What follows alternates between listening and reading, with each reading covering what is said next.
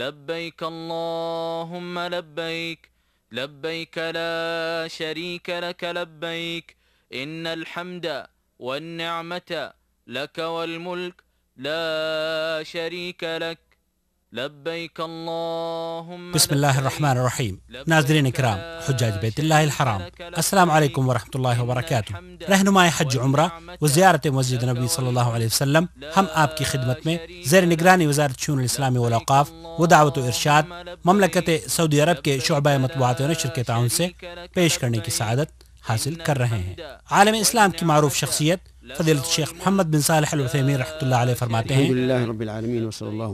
حج اسلام کے 5 بنیادی ارکان میں سے ایک اہم ترین رکن ہے، اور یہ اللہ تعالیٰ کا احسان ہے کہ اس نے اپنے بندوں پر حج زندگی میں ایک بار فرض فرمایا. حجاج بیت اللہ الحرام کے لیے ضروری ہے کہ خلوص نیت سے صرف اللہ کی رضا کے لیے اپنے حج کے سفر کا آغاز کریں، کیونکہ حدیث قدسی ہے، میں شریکوں میں سب سے زیادہ شرک سے بے پرواہ ہوں.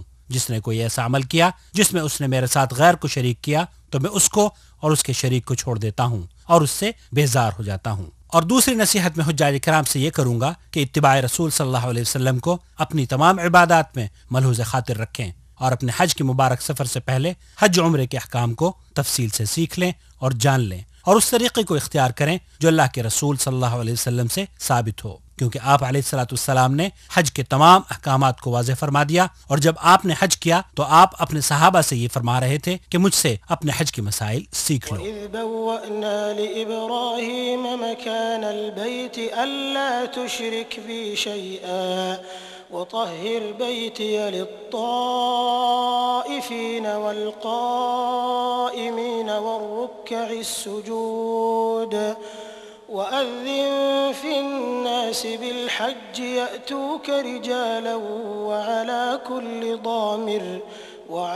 كُلِّ ضَامِرٍ يَأْتِينَ مِنْ كُلِّ فَجٍّ عَمِيقٍ. مکہ المکرمہ. روئے زمین پر اللہ اور اس کے رسول صلی اللہ علیہ وسلم کو یہ شہر دنیا کے دوسرے شہروں سے زیادہ محبوب ہے. اس میں کعبہ ہے جو اللہ کی عبادت کے لیے بنائے جانے والا سب سے پہلا اور قدیم گھر ہے، مسلمانوں کا قبلہ اور ان کی دلی محبت کا مرکز ہے. یہی وہ جگہ ہے جس کی طرف دنیا میں بسنے والے مسلمان ہر روز 5 وقت اپنا رخ کرتے ہیں. ان کے دل اس عبادت گاہ کی زیارت کے لیے بے قرار رہتے ہیں. یہی وہ جگہ ہے جس کے لیے حج کا سفر کیا جاتا ہے. یہی وہ مقام ہے جس کا طواف کیا جاتا ہے. یہی وہ عظیم منزلت والی عبادت گاہ ہے جس کی تعمیر حضرت ابراہیم علیہ السلام نے کی. یہی وہ جگہ ہے جس کے ہر چیز کو امن و امان حاصل ہے. یہی وہ مقدس عبادت گاہ ہے جو دنیا میں بسنے والوں کو توحید و امن و سلامتی کا پیغام دیتی ہے.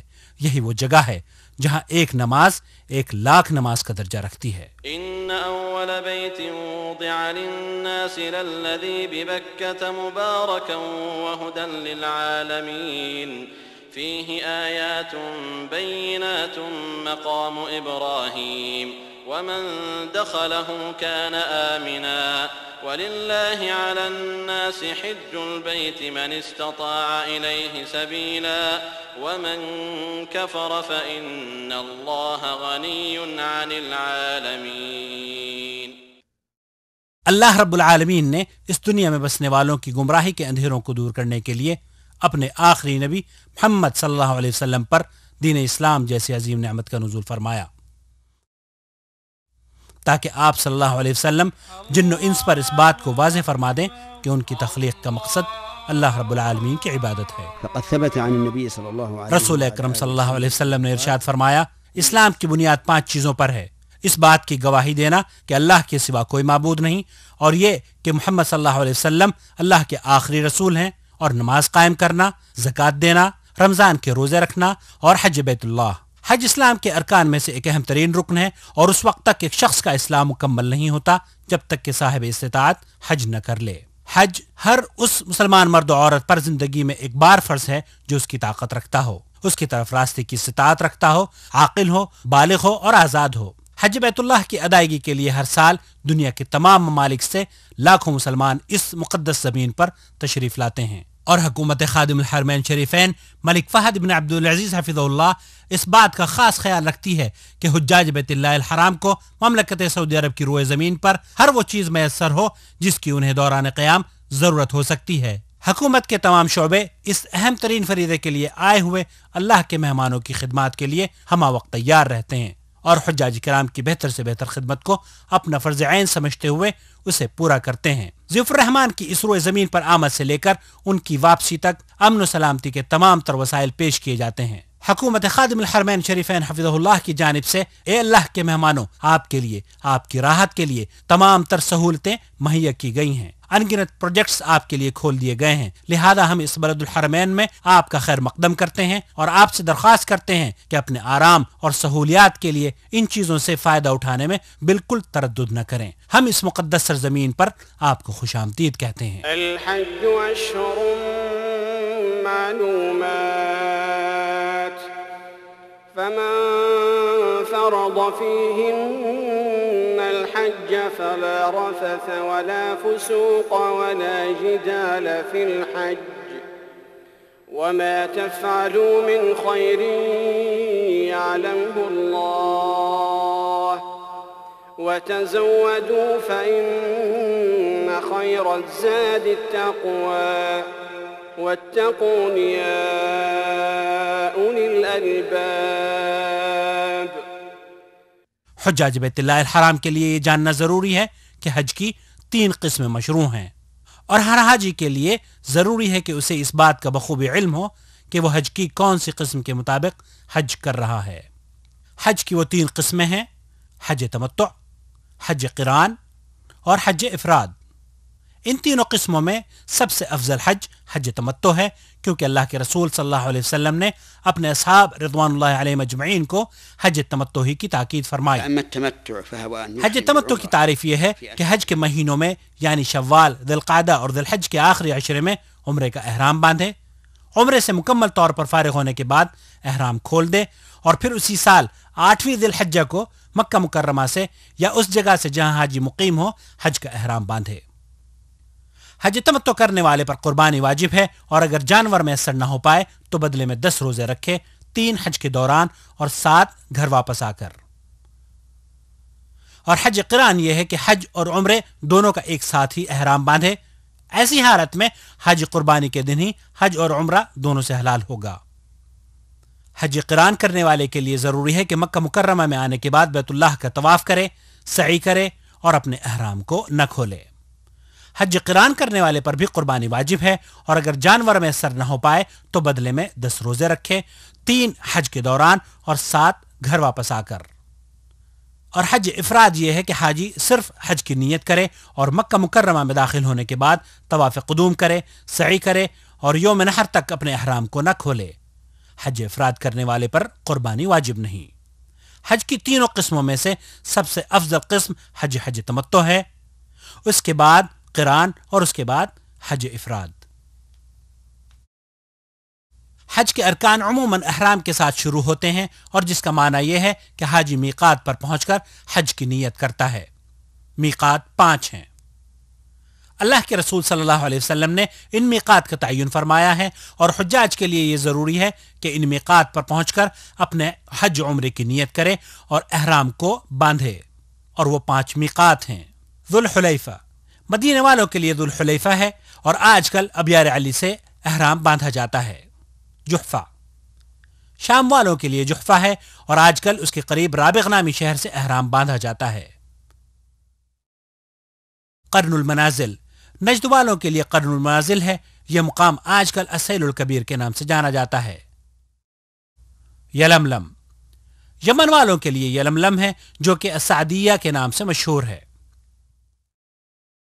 ذات عرق یہ اہل عراق یا اہل مشرق کا میقات ہے۔ مکہ مکرمہ کے لوگ مکہ سے ہی حج کا احرام باندھیں، اور اسی طرح اہل جدہ بھی جدہ ہی سے حج کا احرام باندھیں گے، لہذا حاجی اور معتمر کے لیے یہاں سے بغیر احرام کے گزر جانا جائز نہیں، اور جان بوجھ کر میقات سے بلا احرام باندھے۔ اگر کوئی شخص گزر جائے تو اس کے لیے ضروری ہے کہ وہ واپس اپنی میقات پر لوٹے اور احرام باندھے، اور ایسا نہ کرنے کی شکل میں اس پر دم واجب ہوگا، جسے جانور کی قربانی کی شکل میں حرم کی حدود میں ذبح کر کے فقراء مکہ پر تقسیم کرنا ہوگا۔ اے مسلمان بھائی، اگر آپ زمین کے راستے سے، گاڑی سے یا کسی اور سواری سے سفر کر رہے ہیں تو میقات پر پہنچنے کے بعد اگر میسر ہو تو غسل کر لیں، اپنے جسم پر خوشبو لگا لیں اور اپنی صفائی کا اہتمام کریں اور اپنی احرام کی 2 چادروں کو باندھ لیں۔ معلوم ہو کہ عورتوں کے لیے احرام ان کا عام لباس ہے، البتہ ایسے کپڑے نہ پہنیں جن میں زیب و زینت کا اظہار ہوتا ہو۔ اس کے بعد عمرے کی نیت ان الفاظ سے کہنی چاہیے: لبیک عمرہ۔ اور آپ اگر سمندر کے راستے سے یا ہوائی جہاز سے سفر کر رہے ہیں تو عام طور پر میقات آنے سے پہلے ہی آمد کا اعلان کر دیا جاتا ہے تاکہ احرام باندھ لیا جائے، اور اگر آپ اپنے وطن سے ہی احرام کی چادریں باندھ کر آئے ہیں تو کوئی حرج نہیں، البتہ عمرے کی نیت میقات پر پہنچ کر ہی کرنی چاہیے۔ نیت کرنے کے بعد اب مرد حضرات کو چاہیے کہ آواز سے تلبیہ پڑھیں، لیکن عورتیں تلبیہ پڑھتے وقت اپنی آوازیں پست رکھیں۔ واضح ہے کہ اجتماعی طور پر تلبیہ پکارنے سے بھی دوسروں کو تشویش ہوتی ہے، یہ بھی نامناسب عمل ہے۔ شریک لک لبیک ان الحمد والنعمت لک والملک لا شریک لک لبیک اللہم لبیک لبیک لا شریک لک لبیک ان الحمد والنعمت۔ محترم حجاج کرام، حج اور عمرے کا احرام باندھنے کے بعد آپ کے لیے مندرجہ ذیل باتوں کا جاننا ضروری ہے، کیونکہ محرم پر کچھ ذمہ داریاں اللہ تعالیٰ کی طرف سے عائد ہوتی ہیں۔ مثلا بال نہ کاٹے، لیکن اگر خود بخود بال جھڑ جائیں تو کوئی حرج نہیں۔ ناخن نہ تراشے، لیکن اگر خود بخود ناخن الگ ہو جائیں تو کوئی حرج نہیں۔ اپنے جسم پر اور کھانے پینے کی اشیاء میں خوشبو نہ استعمال کرے، لیکن احرام کی نیت کرنے سے پہلے جو خوشبو لگائی تھی اگر اس کا کوئی اثر باقی ہو تو کوئی حرج نہیں۔ کسی شکار کے جانور کو نہ مارے، نہ بدکائے اور نہ ہی دوسروں کی اس کام میں مدد کرے۔ کوئی محرم یا غیر محرم حدود حرم کے اندر کسی درخت کو نہ کاٹے اور نہ ہی کوئی ہرا پودا اکھاڑے اور نہ ہی کوئی گری ہوئی یا کھوئی ہوئی چیز اٹھائے، البتہ اگر نیت اس چیز کے بارے میں اعلان کرنا ہو تو پھر اٹھانا جائز ہے۔ عورتوں کو شادی کا پیغام نہ دے، نہ ہی اپنے لیے یا کسی دوسرے کے عقد نکاح کا سبب بنے، اور جب تک احرام میں ہو شہوت کے ساتھ عورت سے مباشرت اور ہم بستری نہ کرے۔ عورت کے لیے احرام کی حالت میں ہاتھوں میں دستانے پہننا یا نقاب یا برقعے کے ذریعے اپنے چہرے کو چھپانا ممنوع ہے۔ اگر اجنبی مردوں کا سامنا ہو رہا ہو تو پھر چہرے کو اوڑھنی یا کسی اور چیز سے چھپانا واجب ہے، ویسے ہی جیسے کہ غیر حالت احرام میں واجب ہے۔ احرام کی حالت میں مردوں پر اپنے سر کو ڈھانکنا جائز نہیں، لیکن چھتری سے یا گاڑی کی چھت سے یا اپنے سامان کو سر پر اٹھانے میں اگر سر چھپ جائے تو کوئی حرج نہیں۔ اگر محرم بھول کر جہالت میں سلا ہوا کپڑا پہن لے یا اپنے سر کو ڈھانک لیتا ہے یا خوشبو استعمال کر لیتا ہے یا اپنا کوئی بال کاٹ لیتا ہے تو کوئی حرج نہیں۔ قمیص، پائجامہ یا کوئی دوسرا سلا ہوا کپڑا پورے جسم یا جسم کے کچھ حصے کے لیے استعمال نہ کرے۔ إذا لم يجد إزارا فيلبس السراويل أو إذا لم يجد نعلين فيلبس الخفين ولا حرج۔ ایسے جوتے بھی استعمال نہ کرے جو ٹخنوں کو چھپا دیں، البتہ عام جوتے اور چپل پہننا، انگوٹھی پہننا، چشمہ لگانا، گھڑی باندھنا، ایئر فون استعمال کرنا، بیلٹ اور پرس استعمال کرنا، اور اگر احرام گندا ہو جائے تو اسے بدلنا محرم کے لیے جائز ہے۔ سر اور جسم کو دھونا بھی جائز ہے، اور اگر محرم کے کوئی زخم لگ جائے تو کوئی حرج نہیں۔ اور واضح ہے کہ احرام کے لیے کوئی خاص نماز مشروع نہیں، جیسا کہ بعض لوگوں کا خیال ہے۔ اللہ تعالیٰ نے جن اعمال کو فرض قرار دیا ہے ان کا التزام کرے، مثال کے طور پر 5 وقتہ نماز با جماعت ادا کرے، جن کاموں سے اللہ تعالیٰ نے روکا ہے ان سے دور رہے، بد کلامی، فحش باتیں، جنگ و جدال اور دیگر نافرمانی کے تمام کاموں سے بچتا رہے۔ اب آپ کا قافلہ اللہ کے فضل و کرم سے مکہ المکرمہ میں داخل ہونے والا ہے۔ یہ وہ گھڑی آ پہنچی ہے جس کا ایک مسلمان کو بڑی ہی بے تابی سے انتظار رہتا ہے۔ داخلے سے پہلے اگر میسر ہو تو غسل کر لینا سنت ہے۔ اب آپ بیت اللہ الحرام میں داخل ہونے لگے ہیں۔ واضح ہے کہ دوسری مساجد کی طرح اس مسجد الحرام میں بھی داخل ہوتے وقت آپ کو اپنا داہنا پیر مسجد کے اندر پہلے رکھنا چاہیے، یہ اللہ کے رسول صلی اللہ علیہ وسلم کی سنت ہے، اور داخل ہوتے وقت یہ کہنا بھی سنت ہے: اعوذ باللہ العظیم وبوجہہ الکریم وسلطانہ العظیم من الشیطان الرجیم، بسم اللہ والصلاة والسلام علی رسول اللہ، اللہم افتح لی ابواب رحمتک۔ پھر محرم کو چاہیے کہ نہایت اطمینان اور سکون کے ساتھ اپنے قدموں کو کعبہ مشرفہ کی طرف بڑھائے اور استباع کرے۔ استباع یہ ہے کہ احرام کی اوپر والی چادر کو دائیں کندھے کے نیچے سے نکال کر دوسرے کندھے پر ڈال لے، کیونکہ اللہ کے رسول صلی اللہ علیہ وسلم نے ایسا ہی کیا تھا۔ اس کے بعد حجر اسود کی طرف جائے اور اپنے طواف کا آغاز حجر اسود سے کرے۔ حجر اسود کا بوسہ لینے میں کسی قسم کی مزاحمت نہ کرے اور نہ ہی وہاں کھڑا ہو کر بھیڑ کرے، بلکہ چلتے ہوئے اشارہ کرتا چلے۔ مسلمانوں کو اذیت دینا بہت غلط بات ہے۔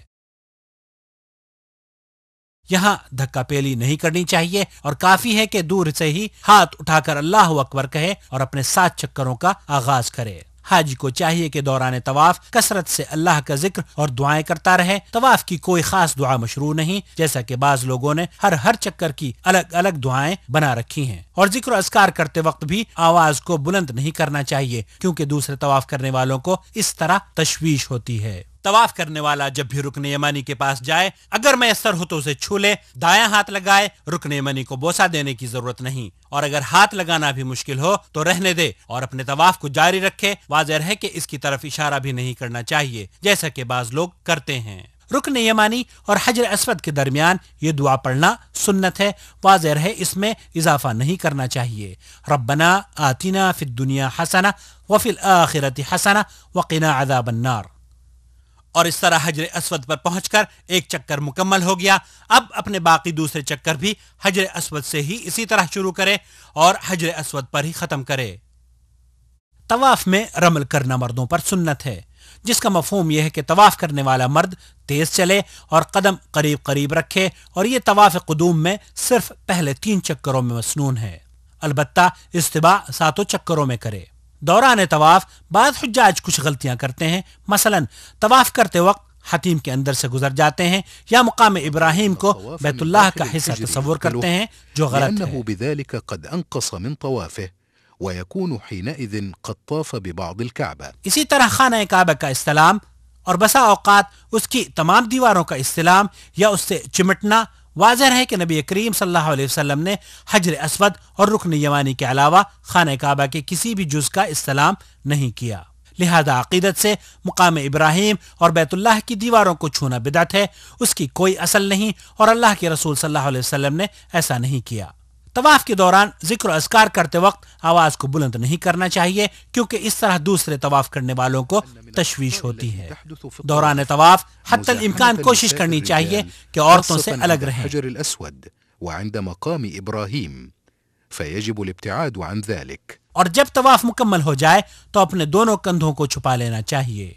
طواف پورا ہونے کے بعد اگر میسر ہو تو مقام ابراہیم پر 2 رکعت نماز پڑھے، اور اگر وہاں جگہ نہ مل پائے تو مزاحمت نہ کرے، بلکہ پورے حرم میں جہاں آسانی سے جگہ مل جائے وہیں نماز پڑھ لے۔ واضح رہے کہ نماز کو نبی کریم صلی اللہ علیہ وسلم کے طریقے کے مطابق ادا کرے، اور ان 2 رکعتوں میں پہلی رکعت میں سورہ فاتحہ کے بعد سورہ کافرون قل یا ایھا الکافرون اور دوسری میں سورہ اخلاص یعنی قل ھو اللہ احد پڑھنا سنت ہے، اور اگر کوئی دوسری صورتیں بھی ان میں پڑھ لے تو بھی جائز ہے۔ اس کے بعد دعا کرے اور پھر حجر اسود کا استلام کرے، اور اس کے بعد آب زمزم پیے اور صفا مروہ کے درمیان 7 چکر لگانے کے لیے کوہ صفا کی طرف نکل جائے، اس پر چڑھے یا اس کے قریب کھڑے ہو کر یہ دعا کرے ابدأ بما بدأ اللہ بہ، اور یہ آیت پڑھے ان الصفا والمروة من شعائر اللہ فمن حج البیت او اعتمر فلا جناح علیہ ان یطوف بہما ومن تطوع خیرا فإن اللہ شاکر علیم۔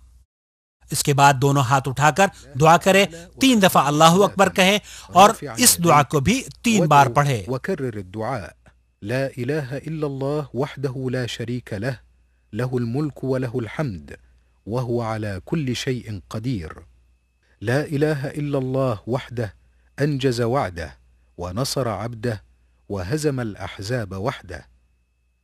اور اس کے بعد جو چاہے دعا کرے، واضح رہے یہاں تکبیر کہتے ہوئے ہاتھوں کو نہیں اٹھانا چاہیے، جیسا کہ اکثر حجاج کرتے ہیں، ان کا یہ عمل غلط ہے۔ ولا يرفع يديه إلا إذا كان داعيا ولا يشير بهما عند التكبير فإن ذلك من الأخطاء الشائعة عند كثير من الحجاج والمعتمرين۔ اس کے بعد ذکر و اذکار یا دعائیں کرتے ہوئے مروہ کی طرف چلے، يدعو بما يتيسر له من الدعاء لنفسه وأهله وللمسلمين فإذا بلغ العلم اور جب سبز نشان پر پہنچے تو دوڑنا شروع کر دے یہاں تک کہ دوسرے سبز نشان تک پہنچ جائے، اور پھر آہستہ چلنا شروع کر دے۔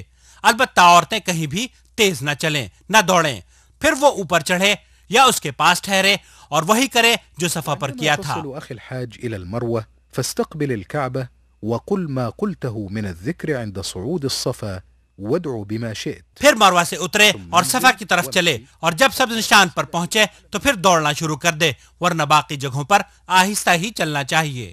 صفا سے مروہ تک کا جانا ایک چکر ہوتا ہے اور اسی طرح مروہ سے صفا کو آنا دوسرا چکر کہلاتا ہے۔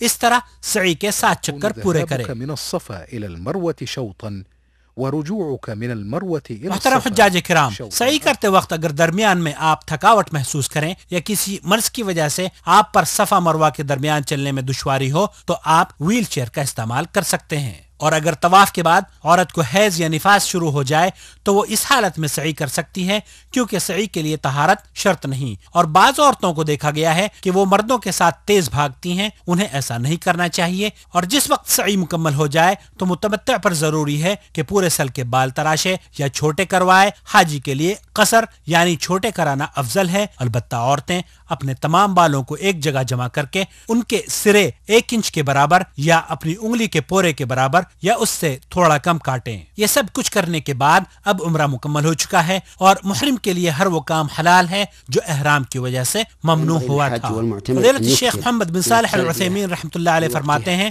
کہ معتمر کو چاہیے کہ احرام باندھنے کے بعد سے لے کر طواف شروع کرنے تک اور حاجی کو حج کا احرام باندھنے سے لے کر 10 ذی الحجہ تک یعنی بڑے جمرے کو کنکریاں مارنے تک تلبیہ کثرت کے ساتھ پکارتا رہے۔ لبيك اللهم لبيك لبيك لا شريك لك لبيك إن الحمد والنعمة لك والملك لا شريك لك۔ 8 ذی الحجہ کا دن جسے یوم ترویہ کہا جاتا ہے۔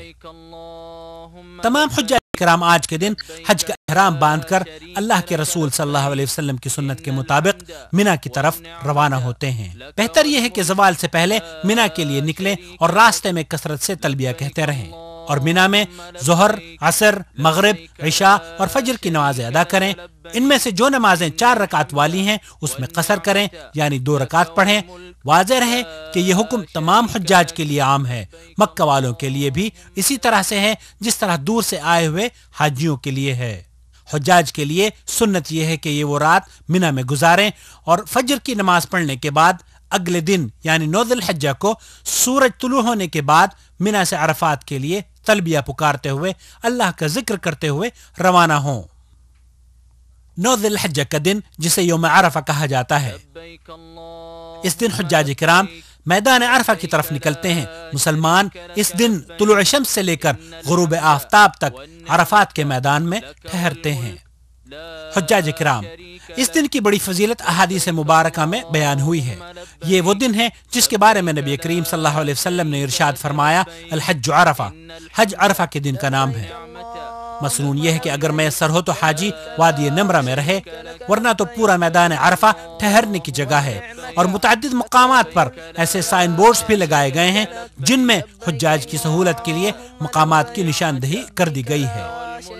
محترم ضیوف الرحمان، اس دن جتنی بھی ہو سکے زیادہ سے زیادہ دعائیں مانگنی چاہیے، شاید کہ چند لمحات کی دعائیں پوری زندگی کی سیاہیوں کو دھو کر روشنی میں بدل دیں اور مصائب و آلام دور ہو جائیں۔ اس روز مسلمانان عالم کے لیے، اسلام کی سربلندی کے لیے، اپنے لیے، اپنے اقرباء اور اہل و عیال کے لیے دعائیں کرنی چاہیے۔ اور جب ظہر کا وقت ہو جاتا ہے تو امام صاحب خطبے کا آغاز کرتے ہیں۔ اس خطبے میں وہ امت مسلمہ کو واعظ و نصیحت کرتے ہیں اور مسلمانوں کو مذہبی تعصب سے دور رہنے اور اخوت اور بھائی چارگی کا سبق دیتے ہیں۔ اس روز ظہر کے وقت 1 اذان اور 2 تکبیروں کے ساتھ ظہر اور عصر کی 2 رکعتیں جمع کر کے پڑھنا سنت ہے۔ واضح رہے کہ جو حضرات میدان عرفات میں اپنے خیموں میں ظہر کے وقت ظہر اور عصر کے وقت عصر کی نمازیں پڑھتے ہیں، ان کا یہ عمل سنت کے خلاف ہے۔ حجاج چاہے مکہ سے آئے ہوں یا بیرون ممالک سے، تمام کے لیے یہاں نماز قصر اور جمع پڑھنا سنت ہے۔ بہت سے حجاج کو دیکھا گیا ہے کہ غروب آفتاب سے پہلے عرفات کے میدان کو چھوڑ دیتے ہیں، ان کا یہ عمل بھی سنت کے خلاف ہے۔ وهذا غير جائز لأنه مخالف لفعل النبي صلى الله عليه وسلم۔ بعض لوگ جبل عرفات کی چوٹی تک پہنچنے کی کوشش کرتے ہیں، دھکا پیلی کرتے ہیں، دوسروں کو ایذا رسانی کا سبب بنتے ہیں۔ واضح رہے کہ چوٹی پر چڑھ کر وہاں نماز پڑھنے اور اسے عقیدت سے چھونے کی کوئی دلیل نہیں، یہ اعمال بدعت ہیں۔ بعض لوگوں کو دیکھا گیا ہے کہ دعا کرتے وقت جبل عرفہ کی طرف رخ کرتے ہیں، ان کا یہ عمل بھی سنت کے خلاف ہے، اور سنت قبلہ رخ ہو کر دعا کرنا ہے۔ اللهم إني أعوذ بك من الكفر والفقر ومن عذاب القبر لا إله إلا أنت اللهم أنت ربي لا إله إلا أنت خلقتني وأنا عبدك وأنا على عهدك ووعدك ما استطعت أعوذ بك من شر ما صنعت وأبوء لك بنعمتك علي وأبوء بذنبي فاغفر لي إنه لا يغفر الذنوب إلا أنت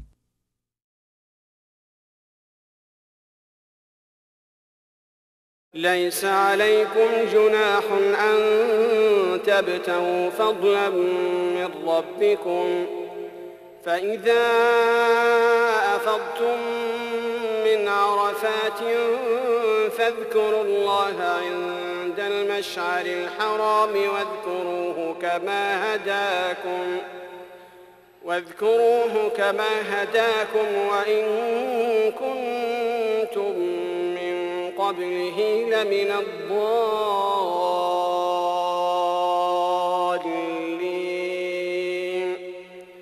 ثم أفيضوا من حيث أفاض الناس واستغفروا الله إن الله غفور رحيم مزدلفہ 9 ذی الحجہ کو سورج غروب ہو جانے کے بعد حجاج اکرام کے قافلے اللہ کا ذکر کرتے ہوئے مزدلفہ کی طرف روانہ ہوتے ہیں تاکہ وہاں پہنچ کر مغرب کی 3 رکعت اور عشاء کی 2 رکعت اکٹھی ایک اذان اور 2 اقامتوں کے ساتھ پڑھیں اور وہیں پر قیام کریں۔ إن الحمد والنعمة لك والملك لا شريك لك۔ بعض حجاج کو دیکھا گیا ہے کہ وہ مغرب اور عشاء کی نماز کی پرواہ کیے بغیر سیدھے مزدلفہ میں داخل ہوتے ہی کنکریاں جمع کرنی شروع کر دیتے ہیں۔ واضح ہے یہ جائز نہیں بلکہ نماز کی ادائیگی زیادہ ضروری امر ہے۔ یہ سمجھنا بھی غلط ہے کہ کنکریاں صرف مزدلفہ سے ہی لینی چاہیے۔ صحیح مسئلہ یہ ہے کہ کنکریاں حدود حرم میں کہیں سے بھی لی جا سکتی ہیں، اور سنت یہ ہے کہ حاجی مزدلفہ میں رات کا قیام کرے۔ البتہ کمزور عورتیں اور بچے وغیرہ رات کے آخری حصے میں بھی منا کے لیے روانہ ہو سکتے ہیں، اور دوسرے حجاج کو چاہیے کہ فجر کی نماز پڑھنے کے بعد مشعر حرام کے قریب قبلہ رخ کھڑے ہو کر کثرت سے ذکر و اذکار کریں، دعائیں کریں اور اللہ کا شکر ادا کریں۔ اس کے بعد 7 کنکریاں بڑے جمرے یعنی جمرہ عقبہ کے لیے چنیں اور باقی ایام کی کنکریاں منا ہی سے جمع کرے۔ کنکریوں کو دھونے کی کوئی اصل نہیں، یہ بدعت ہے۔ اس کے بعد سورج طلوع ہونے سے پہلے حجاج کو چاہیے کہ تلبیہ پکارتے ہوئے اللہ کا شکر بجا لاتے ہوئے اپنی زبان کو ذکر میں مصروف رکھتے ہوئے منا کی طرف روانہ ہوں، اور جب منا پہنچیں تو کوشش یہ ہو کہ جمرہ عقبہ کی طرف روانہ ہوں، اور جب جمرہ عقبہ کے پاس پہنچ جائیں تو لبیک پکارنا بند کر دیں۔ اس کے بعد وہاں پہنچتے ہی مسلسل ایک ایک کر کے 7 کنکریاں اس کو ماریں، اور ہر کنکری پھینکتے وقت اللہ اکبر کہہ کر پھینکنا سنت ہے۔ جمرة العقبة يتوقف عن التلبية ثم يرمي جمرة العقبة ب7 حصيات متعاقبات ويكبر مع كل حصاة ثم يذبح الهدي۔ اس کے بعد متمتع اور قارن کو چاہیے کہ قربانی کرے اور حجامت کروائے، اور عورت کو چاہیے کہ انگلی کے پورے کے برابر اپنے بالوں کو کاٹ لے۔ قربانی کے دن حج کے کاموں میں اگر ترتیب کا خیال رکھا جائے تو افضل ہے، لیکن اگر ترتیب آگے پیچھے بھی ہو جاتی ہے تو کوئی حرج نہیں، کیونکہ اللہ کے رسول صلی اللہ علیہ وسلم نے اس موقع پر ایسے لوگوں سے جن کی ترتیب بدل گئی تھی یہی فرمایا تھا کہ افعل ولا حرج، یعنی کرتے جاؤ کوئی حرج نہیں۔ 10 ذی الحجہ یعنی عید الاضحیٰ کا دن۔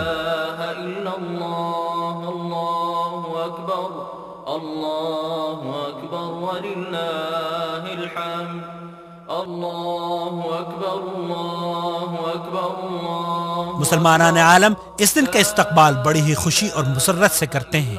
اس دن یعنی 10 ذی الحجہ کو پوری دنیا کے مسلمان خاص طور پر حجاج کرام اپنے جانوروں کی قربانی کے نذرانے بارگاہ الہی میں بطور شکرانہ اور سنت ابراہیمی پر عمل کرتے ہوئے پیش کرتے ہیں۔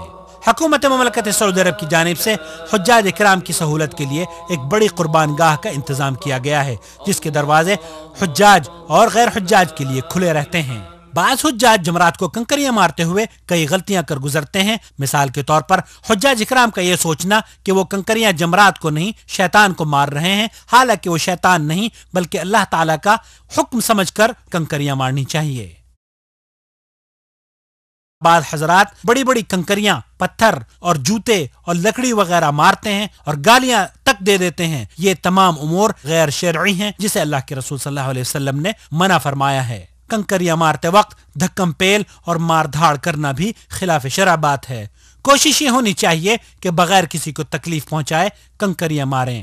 واضح رہے کہ جمرات کو کنکریاں لگنا ضروری نہیں، بلکہ اگر حوض میں بھی کنکری گر جائے تو شمار ہوں گی۔ بعض لوگوں کی کنکریوں کا نشانہ صرف حجاج ہی بنتے ہیں، یہ صحیح نہیں ہے۔ بیک مشت یعنی ایک مرتبہ ہی ساری کنکریاں مار دینا بھی صحیح نہیں ہے۔ سنت یہ ہے کہ کنکریاں ایک ایک کر کے ماری جائیں اور ہر کنکری کے ساتھ تکبیر کہی جائے۔ اور جب جمرہ عقبہ کو کنکریاں مار لی جائیں اور بال کٹوا لیے جائیں تو اب حاجی پر عورتوں کے سوا ہر دوسری اشیاء حلال ہو گئیں۔ اب حاجی سلے ہوئے کپڑے پہن سکتا ہے۔ اس کے بعد حاجی کو طواف افادہ کرنے کے لیے مکہ مکرمہ چلے جانا چاہیے۔ طواف افادہ حج کا رکن ہے، لہذا باوضو ہو کر طواف کرے، اور اس کے بعد اگر حاجی نے صرف حج کا احرام باندھا تھا یا حج قران کا اور پہلے طواف قدوم کے بعد صفا مروہ کی سعی کر چکا ہے تو وہی اس کے لیے کافی ہے، اور اگر متمتع ہے تو اسی طرح سے سعی کرے جیسے کہ پہلے بیان ہو چکا ہے۔ سعی سے فارغ ہونے کے بعد اب حاجی کا احرام پورے طور پر ختم ہو چکا ہے، اور جو کام احرام کی وجہ سے ناجائز تھے اب سب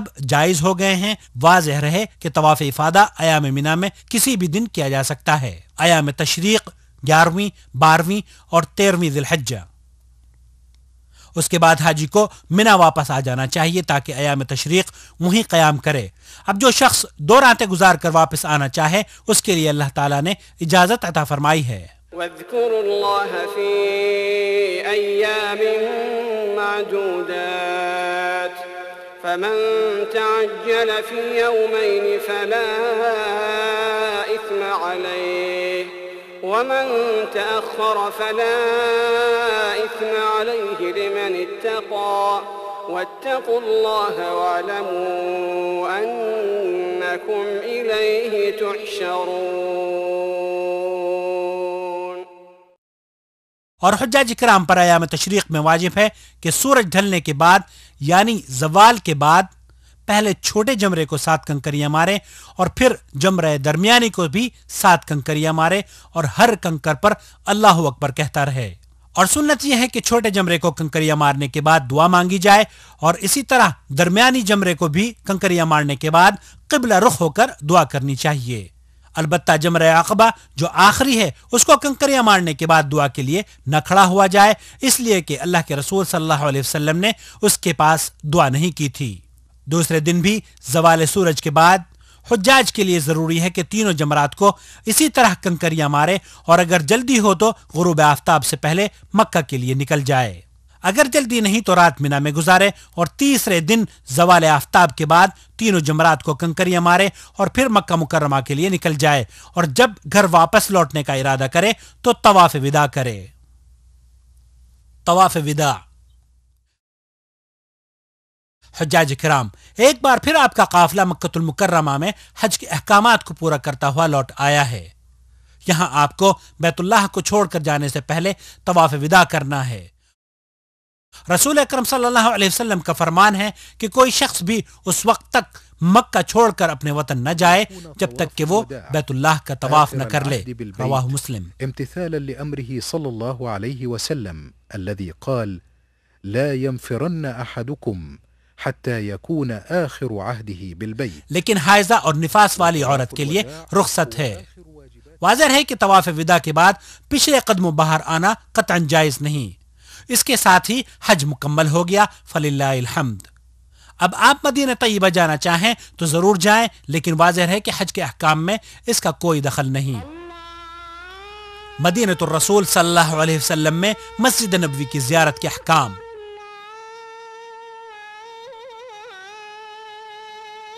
مدینہ منورہ کو حرم رسول صلی اللہ علیہ وسلم، دار ہجرت اور مقام نزول وحی ہونے کا شرف حاصل ہے۔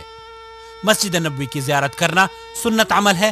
دنیا میں صرف 3 ایسی بابرکت جگہیں ہیں جن کی طرف سفر کرنا مشروع ہے: بیت اللہ الحرام، مسجد نبوی اور بیت المقدس، کیونکہ اللہ کے رسول صلی اللہ علیہ وسلم نے فرمایا ہے کہ صرف 3 مساجد کی طرف ثواب کی نیت سے رخت سفر باندھا جا سکتا ہے: ایک مسجد حرام کی طرف، دوسرے مسجد نبوی کی طرف اور تیسرے مسجد اقصی کی طرف۔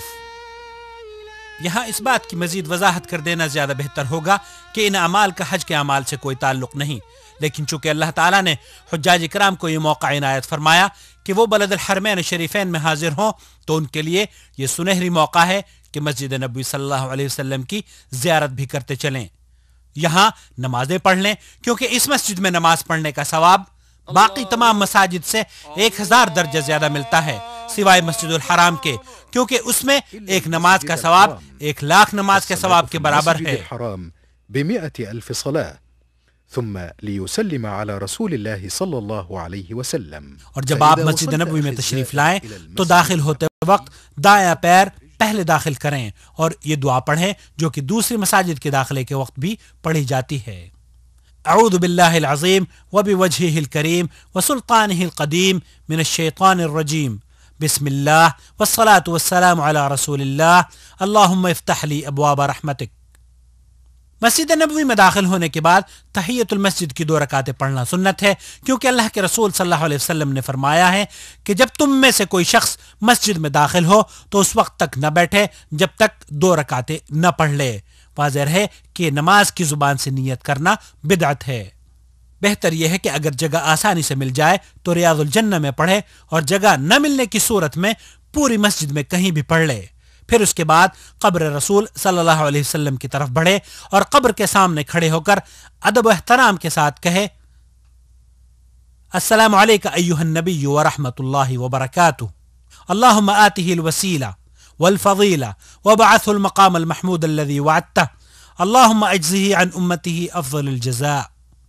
پھر تھوڑا دائیں طرف بڑھ کر حضرت ابو بکر رضی اللہ تعالی عنہ کی قبر کے سامنے کھڑے ہو کر سلام کرے اور ان کے لیے مغفرت و رحمت کی دعائیں کرے۔ اس کے بعد کچھ اور دائیں طرف بڑھ کر حضرت عمر رضی اللہ تعالی عنہ کی قبر کے سامنے کھڑے ہو کر سلام اور ان کے لیے بھی رحمت و مغفرت کی دعائیں کرے۔